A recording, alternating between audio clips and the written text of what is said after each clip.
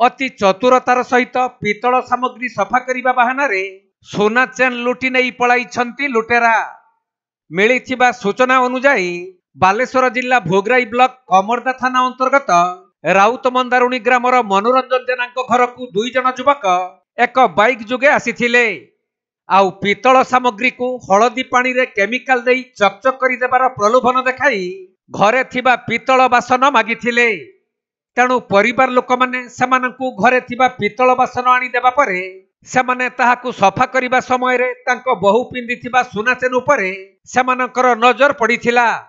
आउ सही सुना चेन को मध्य सफा करि देबे बोली कहिबारु बेकरु सुना चेन काढी देई देइथिले बहु। एहा परे गुटिए जरी भितरे किछि हलदी पानी और पाउडर पकाई सोना चेनटी को सफा करुथबार बाहाना देखाइथिले। एही समय रे परिवार लोकंक लक्ष्य रे सही सोना चेनटी को लुट करी तत्क्षणात बाइक रे फेरार होई जाइथिले। तेणु एबे परिवार लोक माने केवल कान मुंड आउसी दुख प्रकाश करुछंती। हेले सही 2 जन लुटेरांकर आउ कोनोसी संधान मिलु नाही।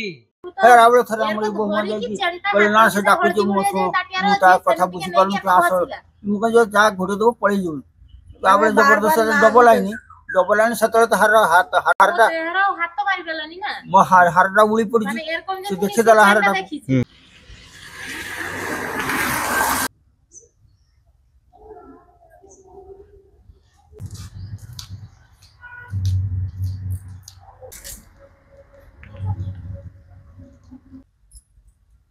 बालेश्वर जिला भोगराई चंदन कुमार दास रिपोर्ट कोणार्क लाइव।